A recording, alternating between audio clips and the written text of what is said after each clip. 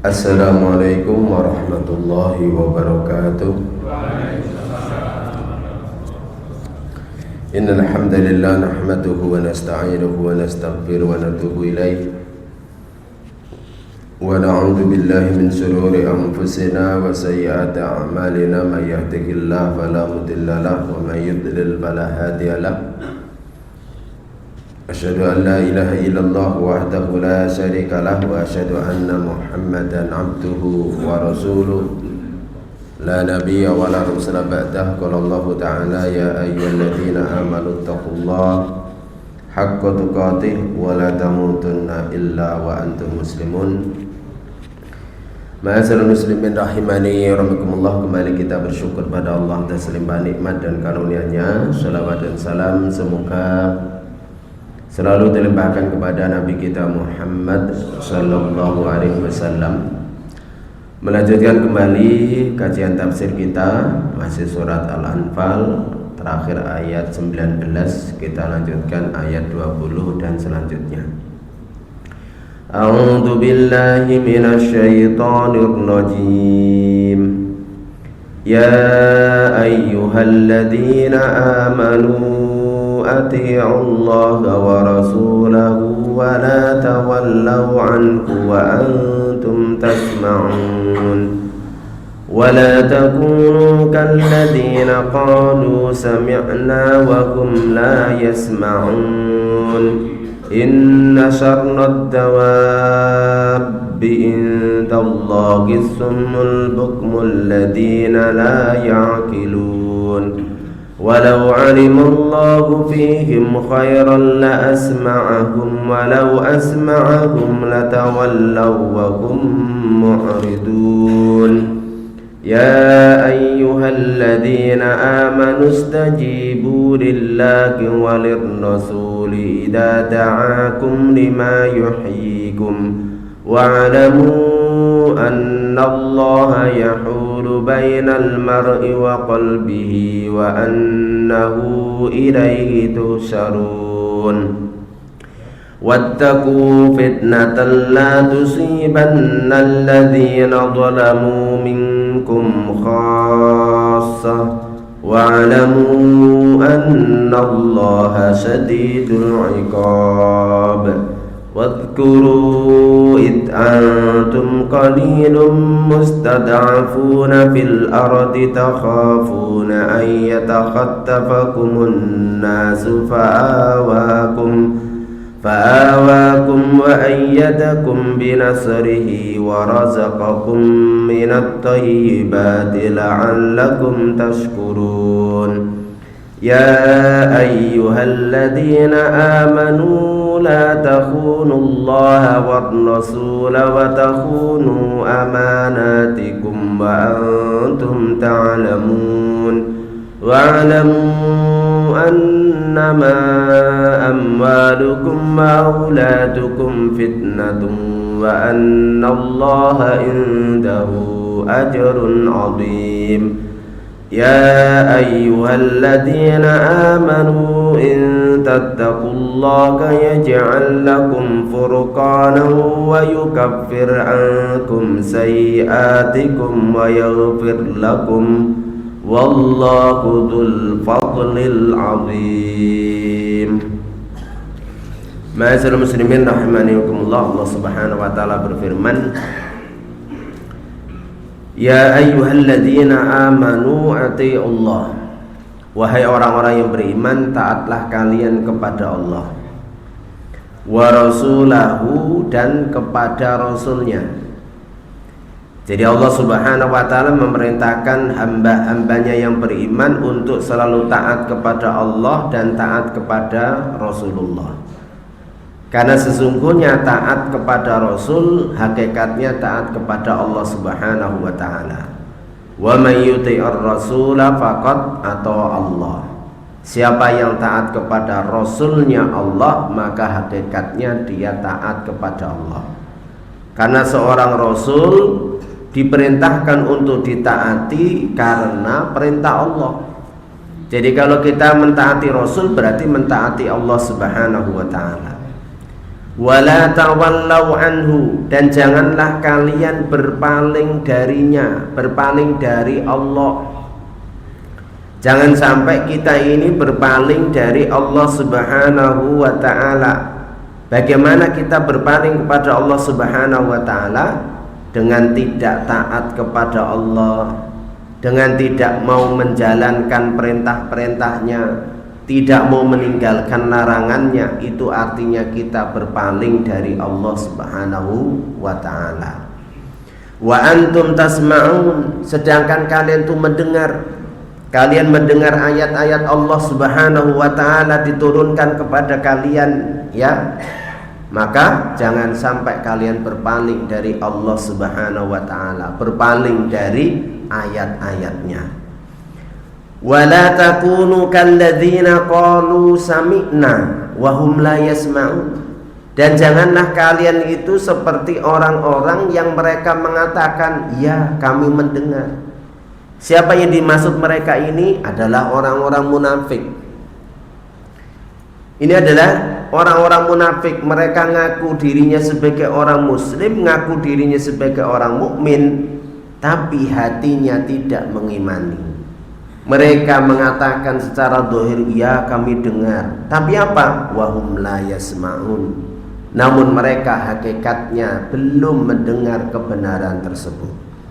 Mereka dengan telinganya sudah mendengar, dengan matanya mereka sudah melihat akan kebenaran Islam, tapi hatinya belum tersentuh oleh kebenaran tersebut. Sehingga apa? Sehingga akhirnya mereka itu pura-pura Islam, menampakkan Islam, namun hatinya masih tidak beriman. Jangan kayak seperti itu. Bahasanya orang Jawa itu enggih-enggih tapi mboten kepanggih. Ya kan, kayak seperti itu. Ya, ini bahasanya. Jadi wala takunu kalladzina qalu sami'na wa hum la yasma'un. Jangan pula kalian itu seperti orang-orang yang mengatakan, ya kami telah mendengar, padahal mereka itu hakikatnya belum mendengar. Dia belum benar-benar mendengar akan kebenaran tersebut, sehingga dia belum mau mengimaninya. Inna syarrad dawabi indallah, sesungguhnya seburuk-buruknya makhluk hidup, ya, yang berjalan di muka bumi ini di sisi Allah, as-summu, yang tuli, al-bukmu, yang bisu. Tuli dari mendengar kebenaran, bisu dari berbicara akan kebenaran. Alladzina la ya'qilun, yaitu orang-orang yang tidak bernalar, tidak mampu berpikir dengan akalnya. Ini adalah seburuk-buruknya makhluk, yaitu adalah apa? Kata Allah Subhanahu wa ta'ala. Jadi seburuk-buruknya yang namanya makhluk hidup di muka bumi ini, itu adalah orang yang mereka itu adalah bisu dan tuli dari kebenaran. Bisa jadi dohirnya dia punya pendengaran, lisannya bisa bicara, tapi dia tidak mampu, ya, mendengar kebenaran, tidak mampu bicara, ya, kebenaran. Itu adalah apa? Seburuk-buruknya makhluk di sisi Allah Subhanahu wa ta'ala. Sehingga dengan nalarnya mereka itu, Allah sudah memberikan akal, nalar, tapi tidak digunakan. Ini adalah seburuk-buruknya makhluk di sisi Allah Subhanahu wa ta'ala. Walau alimallahu fihim khairan, andai kata Allah, ya, mengetahui pada mereka itu ada kebaikan. Kalau memang Allah tahu, ya, di dalam diri mereka itu ada kebaikan, tentu apa? La asma'ahum, tentu Allah akan membuat mereka itu bisa mendengar kebenaran. Tapi mereka dibikin oleh Allah seperti itu karena apa? Ya karena mereka itu nggak ada kebaikannya. Toh andai kata mereka mendengar pun mereka nggak akan mau yang namanya mengimani. Kenapa? Karena Allah itu maha tahu. Allah itu tahu apa yang ada pada hati setiap hamba. Sehingga apa? Sehingga kenapa orang ini dapat hidayah? Kenapa orang ini tidak dapat hidayah? Karena Allah Subhanahu wa ta'ala itu tahu. mana yang layak berhak mendapatkan hidayah, mana yang tidak berhak mendapatkan hidayah. Sehingga di sini mereka dikasih oleh Allah Subhanahu wa taala panca indera. Dengan indera tersebut mereka harusnya bisa mencerna ya ilmu pengetahuan, bisa mencerna ayat-ayat Allah yang bisa membuat mereka dekat dengan Allah Subhanahu wa taala. Tapi ternyata apa? Ternyata mereka dikasih indera tidak mau merenungkan dari ayat-ayat Allah. Karena selalu kita ingatkan, ma'asyiral muslimin rahimakumullah, kita sebagai makhluk yang namanya manusia oleh Allah itu dibekali 3. Dibekali fitrah. Artinya semua manusia itu terlahir ke muka bumi ini itu dalam kondisi fitrah. Fitrah itu apa? Islam. Ya, jadi fitrah itu Islam, fitrah itu tauhid. Karena Allah Subhanahu wa taala dalam hadis qudsi itu berfirman, "Inni khalaqtu ibadi khunafa." Sesungguhnya aku menciptakan hamba-hambaku itu dalam kondisi hanif, lurus. Yaitu apa? Tauhid. Karena agama yang lurus itu agama tauhid, yaitu agama yang menghambakan diri hanya kepada Allah Subhanahu wa taala. Itu agama tauhid, itu ya agama yang hanif, agama yang lurus. Tapi fajtalat humus sayati, lalu setan itu menarik secara pelan-pelan hamba-hambaku tersebut. Yaitu apa? Keluar dari tauhid, diajak untuk keluar dari tauhid, sehingga apa? Menuju kesyirikan.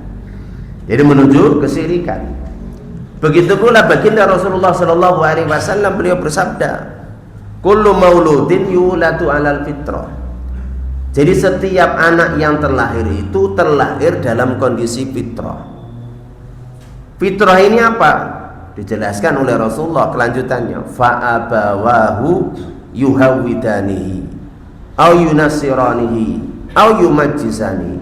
Kedua orang tuanya lah yang menjadikan anak itu jadi Yahudi, jadi Nasrani, jadi Majusi. Berarti fitrah itu apa? Islam. Jadi setiap anak itu terlahir kondisi Islam.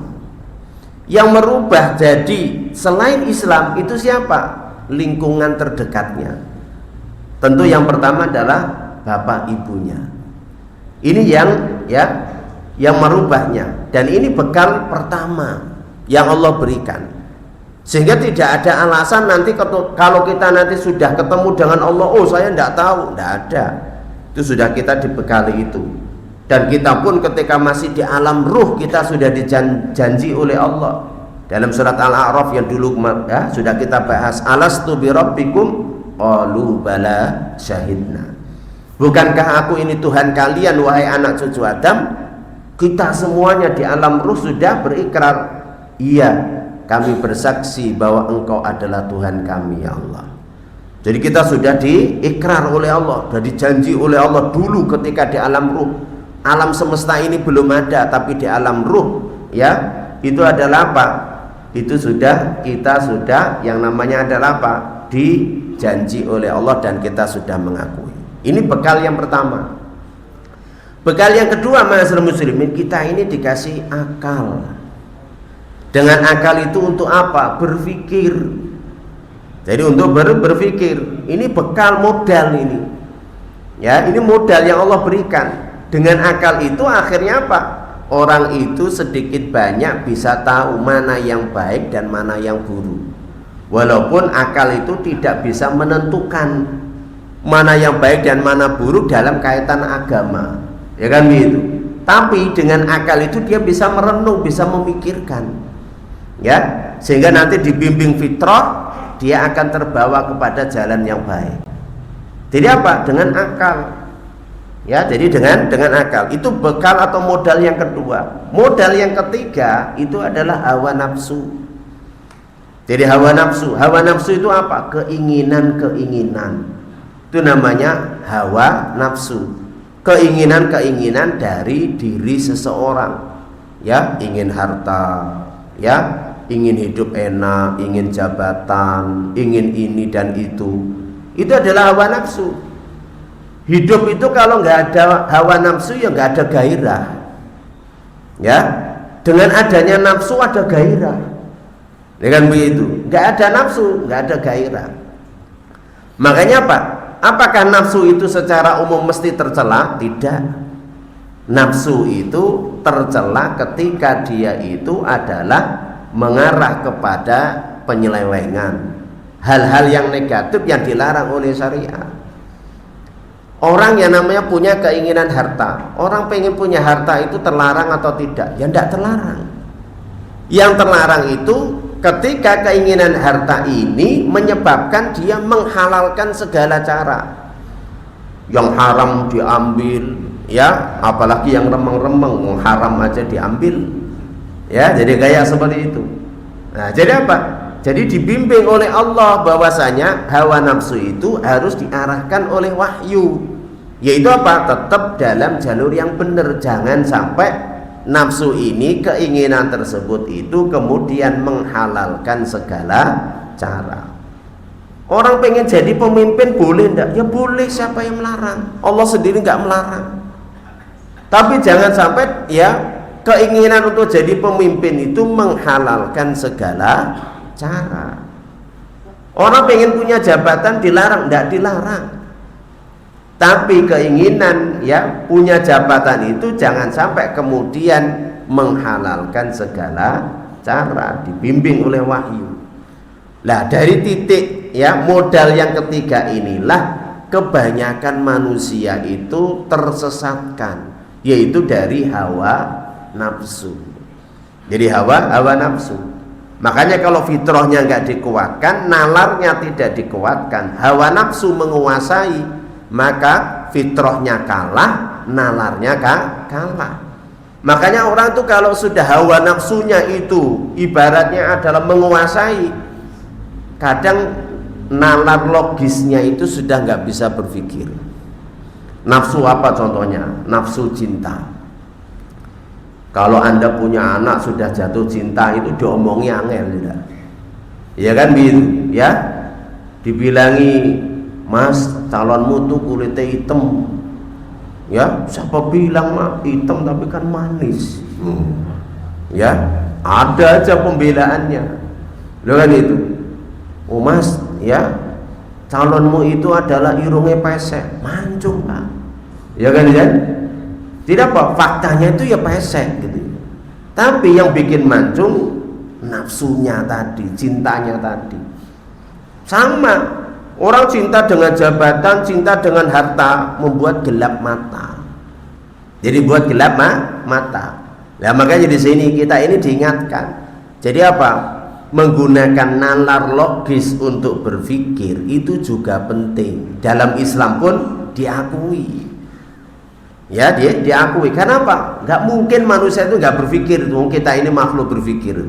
Ya, jadi kayak itu. Maka apa? Itu bedanya kita dengan malaikat.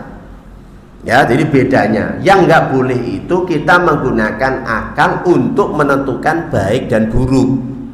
Ya, kalau baik buruk dalam agama itu ketentuannya apa? Wahyu. Ya, bimbingannya harus wahyu. Ya, ibadah nggak boleh sembarang. Oh ini kan baik. Loh baik versimu, tapi nggak baik versi Allah. Lihat kan begitu. Loh ini kan sholat, iya, tapi sholatmu itu sholat aneh-aneh, gitu loh. Jadi nggak bisa kita katakan kalau dalam agama baik buruk itu dengan nalar, itu nggak boleh. Maka nalar tetap harus dibimbing oleh wahyu. Walau asma'akum latawallaw wa hum mu'ridun. Andai kata mereka itu dikasih pendengaran, benar-benar mereka bisa mendengar kebenaran, tahu kebenaran, tapi apa? Latawallaw wa hum mu'ridun. Tentu mereka itu berpaling dan apa? Memalingkan dirinya dari kebenaran tersebut. Tidak mau. Faktornya apa? Ya banyak. Orang yang apa? Terhalangi dari jalan kebenaran, dari hidayah itu kan banyak. Bisa jadi karena faktor kedudukan, bisa jadi karena faktor ketokohan, bisa jadi karena harta benda, ya, dan macam-macamnya bisa menghalangi seseorang dari hidayah Allah Subhanahu wa taala. Kemudian Allah Subhanahu wa taala berfirman, "Ya ayyuhalladzina amanu." Wahai orang-orang yang beriman, istajibu lillahi walir rasul. Sambutlah seruan Allah dan Rasulnya. Idza da'akum lima yuhyikum, jika Dia Allah dan Rasul itu menyeru kalian kepada apa-apa yang memberi kehidupan kepada kalian. Ya, dimaksud apa-apa yang memberi kehidupan bagi kalian itu apa? Kehidupan apa? Kehidupan hati, kebahagiaan nanti kita kelak di akhirat. Berarti tentu apa? Itu mengenai kebaikan, iman, amal soleh. Ya, jadi kalau kita diseru oleh Allah, diseru oleh Rasul untuk kebaikan-kebaikan yang bisa membuat kita hidup di dunia ini menjadi lebih baik, ya, diseru untuk melakukan satu hal-hal yang bisa membuat kita kelak nanti di kehidupan kita di alam barzah, di alam akhirat itu lebih baik, maka apa? Kita harus sambut seruan tersebut. Kenapa? Itu kebaikan. Jadi Allah memerintahkan kita dan melarang kita itu bukan untuk kemaslahatan Allah. Allah memerintahkan, Allah melarang untuk kemaslahatan siapa? Hambanya. Karena Allah itu tidak akan naik derajat kalau semua hamba ini taat. Itu nggak menjadikan Allah naik derajat. Andai kata semua hamba ini kafir, tidak ada yang mau iman, itu pun tidak akan menjadikan Allah itu turun derajat. Jadi Allah memberikan perintah-perintah, Allah memberikan larangan untuk kebaikan siapa? Kebaikan kita semuanya, kebaikan yang namanya manusia. Sehingga kalau kita ini menyambut seruannya Allah, berarti kita ini apa? Menginginkan kebaikan. Ya, menginginkan kebaikan. Maka menjadi salah satu prinsip dari ahlu sunnah wal jamaah, bahwasanya semua perintah Allah pasti kebaikan dan kemaslahatan. Semua larangan Allah itu mesti adalah keburukan dan maldorot. Terus nggak usah pakai nalar-nalar lagi. Kalau udah perintah mesti baik. Ya, itu harus kita pegang kuat-kuat. Kalau itu larangan mesti madorot. Walaupun dohirnya masih ada kebaikannya, tapi intinya nanti akhirnya mesti madorot. Ya, ini penting untuk diyakini. Kenapa? Karena kalau kita renungkan secara mendalam, agama itu intinya itu cuma apa? Jalbul masoleh wa darul mafasid. Agama itu kalau diringkes semuanya itu syariatnya itu tujuannya apa? Menarik kemaslahatan, mendatangkan kemaslahatan di dunia dan di akhirat. Kemudian apa? Darul mafasid, menolak, menjauhkan dari kerusakan, dari madorot di dunia dan di akhirat. Itu syariat itu kayak begitu, baik perintah ataupun larangan. Itu sudah diteliti oleh para ulama dalam ilmu namanya maqasidus syariah, ya, terkait tentang tujuan-tujuan syariat. Itu sudah diteliti oleh para ulama, ya. Sehingga apa? Sehingga kalau kita diajak, diseru untuk apa? Hal-hal yang bisa menjadikan kita apa? Hidup lebih baik, maka sambut seruan tersebut. Ini ciri dari orang yang iman, ciri dari orang yang Islam. Islam itu kan al-istislam, berserah diri kepada ketentuan Allah Subhanahu wa taala. Ya, ini menunjukkan benar-benar kita Islam, ya, berserah diri kepada aturan Allah Subhanahu wa taala. Wa'lamu annallaha yahulu bainal mar'i wa qalbi. Ketahuilah sesungguhnya Allah itu, ya, menghalangi antara seseorang dan hatinya. Ini harusnya menjadi kewaspadaan bagi kita. Bisa jadi seseorang suatu saat dia itu dihalangi oleh Allah dari hidayah. Kalau kita ini sekarang dapat hidayah, itu berarti kita harus bersyukur.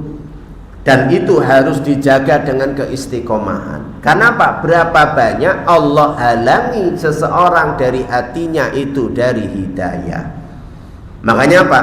Selama kita ini masih hidup, ma'asyiral muslimin, maka apa? Maka kita jangan pernah merasa aman.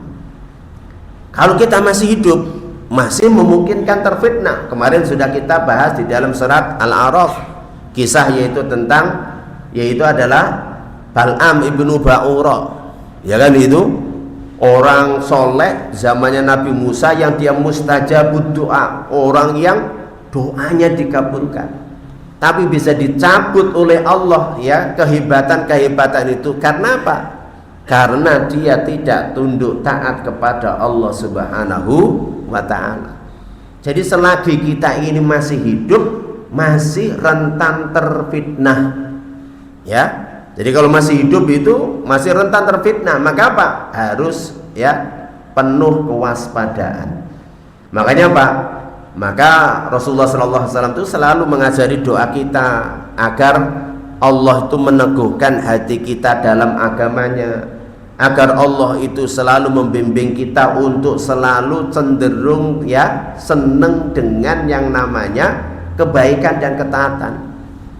Sehingga di dalam hadis itu adalah Rasulullah berdoa, ya muqallibal qulub tsabbit qalbi ala dinik, wahai zat yang membolak-balikkan hati, teguhkanlah hatiku di atas agamamu.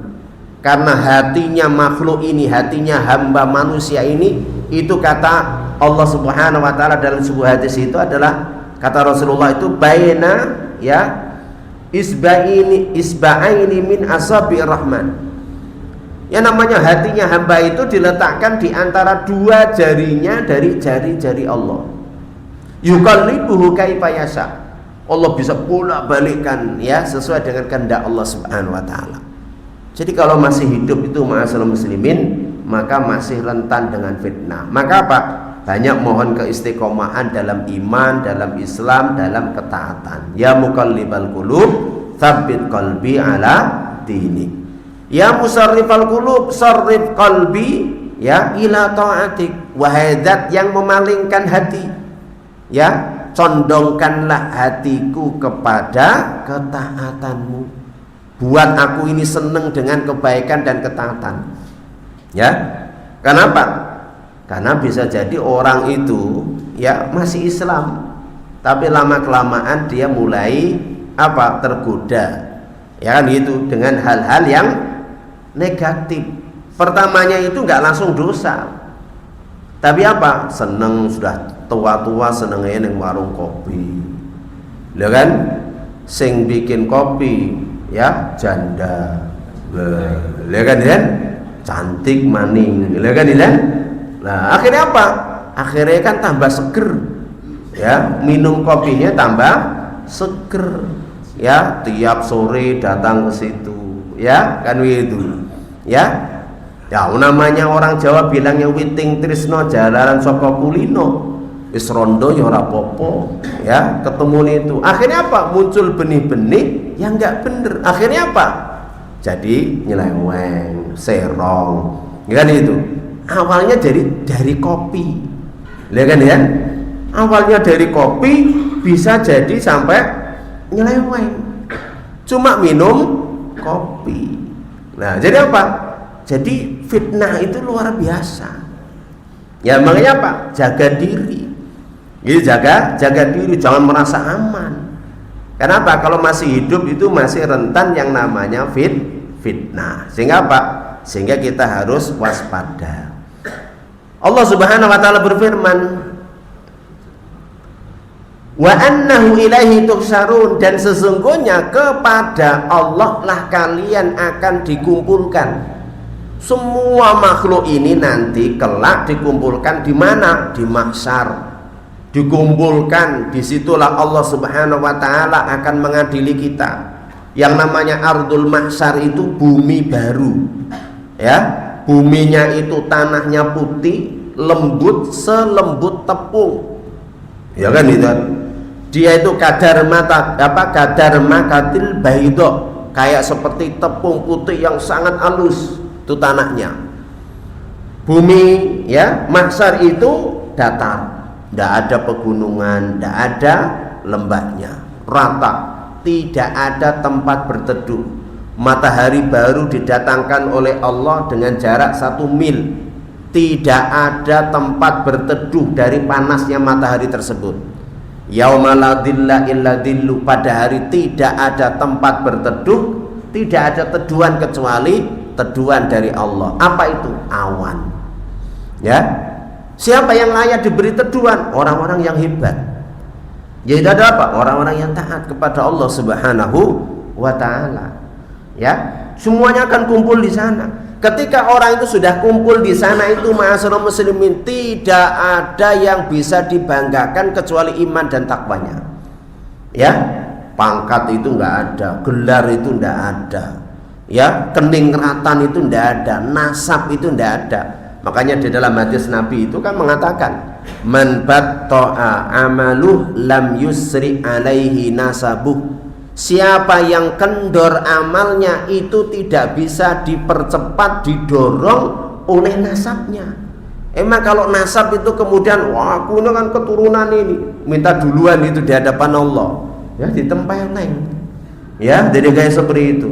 Tidak ada. Ya, jadi kalau dari sana itu semuanya, ya, nggak ada yang bisa dibanggakan. Harta itu tidak ada yang dibawa, ma'asyiral muslim. Wong Anda itu dibangkitkan oleh Allah dalam kondisi telanjang bulat, tidak beralas kaki, belum dikhitan. Semuanya. Yang pertama kali dikasih baju itu Nabi Ibrahim, baru Nabi Muhammad. Anda kira-kira antrian nomor berapa? Ya, kalau dapat itu. Nah, jadi kayak seperti itu. Ya. Justru kalau Anda jumpai di mahsyar itu kok ada orang bawa harta benda, itu koruptor. Nah, jadi apa? Jadi para koruptor itu nanti di mahsyar itu dia membawa hasil korupsinya. Wa may yaghlul ya'ti bima ghalla yaumal qiyamah. Siapa yang dia gulul korupsi, maka dia akan membawa hasil gululnya pada hari kiamat. Dijelaskan dalam hadis riwayat Muslim, Rasulullah SAW menjelaskan, ya, bisa jadi nanti ada orang dari kalian itu datang memanggul onta, wa huwa yargu, ontanya itu melenguh, wa yaqulu, dan dia mengatakan, ketemu Rasulullah karena dia itu apa? Karyawannya Rasulullah. Dia mengatakan, ya Rasulullah aghithni, wahai Rasulullah tolong aku. Ya. Maka apa? Rasulullah menjawab, la ughni anka minallahi syai'a. Aku tidak bisa memberikan manfaat sedikit pun, ya, pada dirimu. Kenapa? Qad balagtu, aku dulu sudah jelaskan. Aku sudah jelaskan jangan korupsi, kok kamu korupsi. Ya sudah, tangguh sendiri. Ya. Jadi apa? Lah kalau yang korupsi 11,6 triliun. Yang dipajang aja kemarin cuma berapa triliun itu, ya. Oh, ini 11 triliun, ya. Masjid ini nggak cukup ini untuk 11 triliun ini, ya. Jadi kayak seperti itu, ya. Dipanggul, ya. Kalau nanti Anda jumpai ada orang itu korupsi semen, semennya dinamik gitu, ya, berarti ini orang Cilacap ini, ya. Jadi kayak seperti itu, ya. Nah, jadi apa? Jadi manggul semen, ya, 100 sak dipanggul, coba bayangkan. Ya, jadi kayak seperti itu, ya. Nah, ini ma'asyiral muslimin. Jadi kita semuanya kembali ke sana tidak bawa apa-apa. Yang bisa kita andalkan itu hanya iman dan takwa kita. Kemudian Allah berfirman, wattaqu fitnatan la tusibanna alladzina zalamu minkum khassa. Jagalah diri kalian dari fitnah, dari ujian, dari azab yang itu tidak hanya menimpa orang-orang yang zalim dari kalian saja. Suatu azab itu kadang Allah timpakan itu tidak hanya bagi orang yang zalim saja. Kapan itu? Kalau kezaliman itu sudah merajalela, tidak ditegakkan amar ma'ruf nahi mungkar, Allah sudah murka, maka akan diturunkan azab yang merata, ya, ditimpakan kepada orang yang taat ya kena, yang ahlu maksiat apalagi. Kapan itu? Kalau kemaksiatan sudah merajalela. Makanya pentingnya di dalam hidup kita sebagai seorang muslim itu, sendi dalam beragama itu ada namanya amar ma'ruf nahi mungkar. Jadi ada amar ma'ruf nahi mungkar. Untuk apa? Di antara hikmahnya amar ma'ruf nahi mungkar Amar ma'ruf nahi mungkar itu diantaranya adalah untuk mencegah jangan sampai ada azab, ya, musibah yang menimpa semua orang. Itu dengan apa? Dicegah dengan amar ma'ruf nahi mungkar. Kalau orang muslim itu sudah tidak peduli dengan syariat amar ma'ruf nahi mungkar, hanya peduli dengan dirinya sendiri, ya itu perlu diwaspadai, bisa mendatangkan azab yang merata, ya. Dan itu sudah Allah Subhanahu wa taala sebutkan dalam ayat Al-Qur'an, Allah Subhanahu wa taala sebutkan di dalam wahyunya berupa hadisnya Nabi. Itu sudah banyak, ya, yang demikian itu. Kita ambil contoh seumpama dalam hadis riwayat Ibnu Majah. Dalam hadis riwayat Ibnu Majah itu Rasulullah SAW suatu saat masuk masjid, di situ ada orang-orang muhajirin. Rasul memperingatkan, ya ma'syaral muhajirin, khamsun idab tulibtum bihinna wa a'udzu billahi an tudrikuhun. Wahai orang-orang muhajirin, ada 5, ya, hal, ya, jika sampai kalian diuji dengannya, dan aku berlindung kepada Allah jangan sampai kalian menjumpainya. Kenapa? Kalau sudah merata, itu mesti Allah akan turunkan azab. Apa itu? Kata Rasulullah yang pertama, lam tadharil fahisatu fi qaumin qattun hatta yu'linu biha illa fasa fihi muta'un wal auja'ul lati lam takun madat fi aslafihimul ladzina madaw.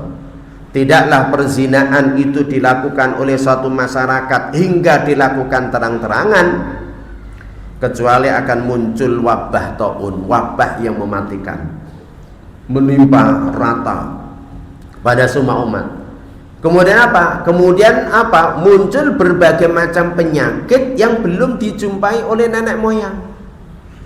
Jadi kadang muncul penyakit-penyakit baru yang aneh-aneh, belum pernah dijumpai oleh nenek moyang kita. Itu bisa jadi karena banyaknya perzinaan, banyaknya fahisah, perbuatan-perbuatan yang keji. Diantaranya apa? Perzinaan, LGBT, ya kan, itu merajalela. Maka apa? Muncul, ya, wabah yang mematikan, muncul berbagai macam penyakit yang belum dijumpai oleh generasi sebelumnya, kan begitu. Kemudian yang kedua, kata Rasulullah, walam yangkusul mikyala wal mizana illa ukhidu bisinin wa siddatil mu'na wa jawri sultan alaihim.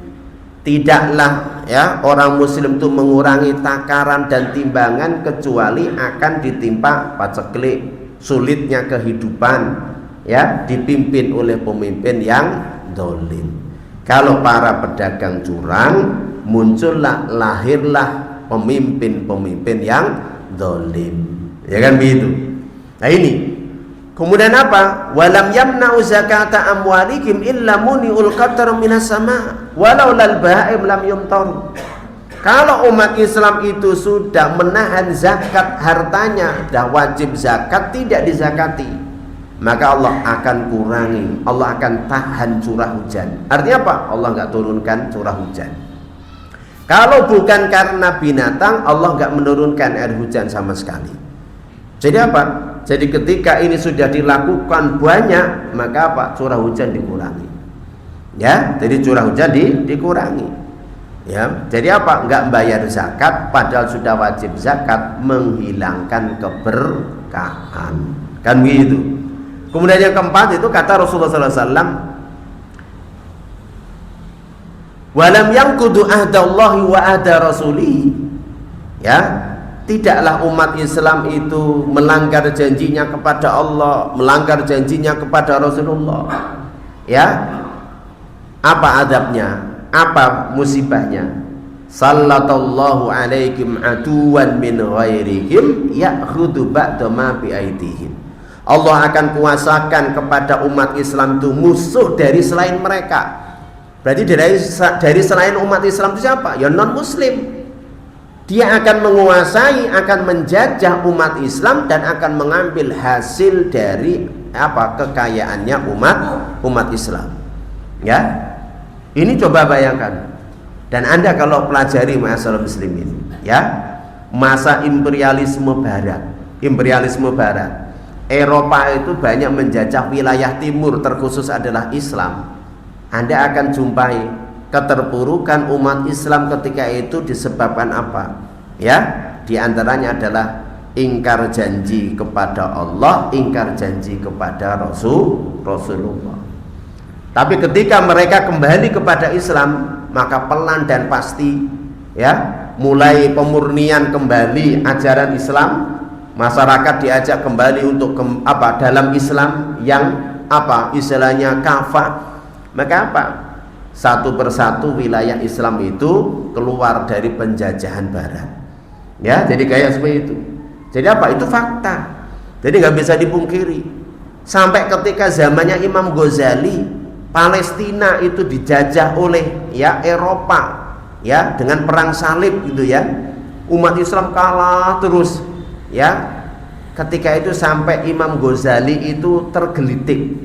Beliau itu, Imam Ghazali itu pada puncak ketika itu beliau sebagai mufti ya, mufti Daulah Abbasiyah ya zaman itu. Kemudian beliau itu rektor ya, rektor Jamiah Nidhamiyah ketika itu, dalam posisi prestasi yang puncak, kedudukan yang puncak. Dia itu tergelitik gelisah, kok Palestina ini bisa lepas dari kita, dikuasai oleh orang-orang Barat, perang berkali-kali kok kalah terus kita ini, penyakit kita ini apa ini, kan itu. Disitulah Imam Ghazali itu undur diri dari jabatan itu semuanya, izin dia itu berangkat haji ya ke Makkah ya kan itu. Selesai ibadah haji ke Madinah, dari Madinah keliling ke wilayah-wilayah daerah Islam dulu ya, muter sampai Damaskus Syria, muter lagi sampai ke Baghdad. Beliau sambil ngarang kitab Ihya Ulumuddin ya, menghidupkan ilmu-ilmu agama. Ternyata Imam Ghazali mendapatkan sarinya ternyata umatku itu meninggalkan ajaran agama, terkhusus akidah. Imam Ghazali itu dulunya itu tidak banyak peduli dengan masalah akidah pada awal-awal, tapi dalam Ihya Ulumuddin dia banyak membahas tentang masalah akidah. Beliau bahas banyak tentang koreksi terhadap ulama-ulama yang buruk, dinamakan ulama usu. Beliau banyak mengkritik para pejabat-pejabat yang korup, itu di dalam kitab Ihya Ulumuddin. Itu Imam Ghazali. Dari situlah Imam Ghazali itu akhirnya aku kalau kayak gini ini ya nggak mencerahkan masyarakat ini. Ya, aku tenar iya, tapi nggak mencerahkan masyarakat. Sehingga Imam Ghazali balik ke Baghdad, mendirikan kutab. Bahasa kita ini pondok pesantren. Beliau fokus mendirikan pondok pesantren, di mana dia didik langsung kader-kader ya. Hal ini ditiru oleh Abdul Qadir Jailani yang bermadzhab Hambali secara fikih. Beliau pun mendirikan kutab ya, mendirikan kutab, dan kemudian melahirkan ulama-ulama besar dari murid-murid Ghazali, madrasah Ghazali dan madrasah ya Qadiriyah atau Abdul Qadir Jailani. Disinilah nanti yang menjadi cikal bakalnya tokoh-tokoh pada zamannya Salahuddin Al-Ayyubi. Jadi Salahuddin Al-Ayyubi itu bisa hebat itu bukan karena sosok dirinya, bukan karena dia itu hero, bukan, tapi didukung oleh ulama-ulama, didukung oleh panglima-panglima yang ulama ya, panglima-panglima yang takut kepada Allah Subhanahu wa taala. Sehingga ketika mereka berperang itu memang untuk li'i'la'i kalimatillah, sehingga menang ya.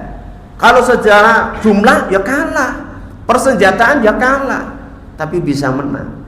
Kenapa? Kembali ke agama. Jadi izzahnya umat Islam ini harus balik kepada agama ya. Kalau nggak balik ke agama, maka kemuliaan itu nggak akan bisa didapat. Teknologi harus, tapi kalau teknologi nggak diiringi dengan agama, itu hanya teknologi yang menghancurkan. Sehingga di sini kembali kepada agama. Makanya Salahuddin Al-Ayyubi setelah menang dengan kaum salib dalam perang salib itu menang, maka beliau itu langsung ya memberikan peran kepada para ulama-ulama ini untuk menyebarkan ilmu ya, yang bermadzhab Hambali ya dibangunkan madrasah Hambali, ya, yang Syafi'i ya dibangunkan madrasah Syafi'i, ya, mereka disuruh berkembang. Yang sebelumnya itu antar mazhab itu perang, ya. Zaman Imam Ghazali ketika belum mendirikan kitab ini, mazhab Hambali dilempari, dibubarin pengajiannya, ya. Jadi kayak begitu. Ini ternyata ada zaman dulu, bukan zaman modern era 2000, istilahnya 19, 2020, 2021. Ternyata zamannya Imam Ghazali, Abdul Qadir itu ternyata itu terjadi. Bahkan ada yang sampai terbunuh, saking fanatik dengan madhab. Yang satu begini, bubarin pengajian ini, sampai kemudian ada yang terbunuh. Coba bayangkan, ya.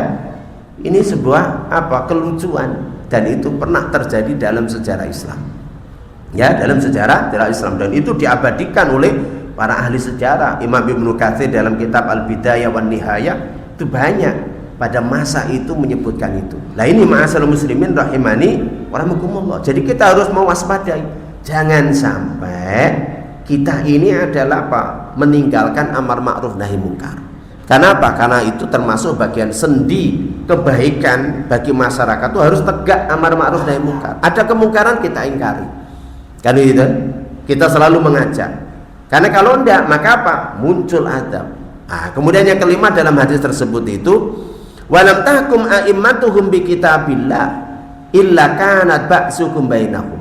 Kalau para pemimpin umat Islam itu tidak mau berhukum dengan hukum Allah, maka ya akan ada peperangan di antara mereka, perang saudara.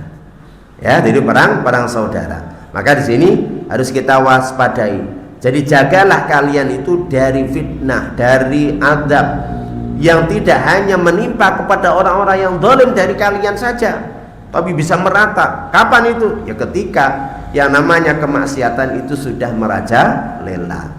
Wa'lamu annallaha syadidul iqab, dan ketahuilah sesungguhnya Allah itu sangat keras siksanya, ya. Walaupun Islam ya kadang diuji oleh Allah dengan hal yang luar biasa. Kapan itu? Ya kalau umat Islam itu tidak komitmen dengan Islamnya. Nah, disinilah harusnya menjadikan kewaspadaan bagi kita. Ya mari kita ini selalu, ya, istilahnya mengingatkan diri kita untuk ya komitmen dengan Islam kita. Wallahu ta'ala a'lamu bissawab. Demikian yang bisa kita bahas, semoga ada manfaatnya.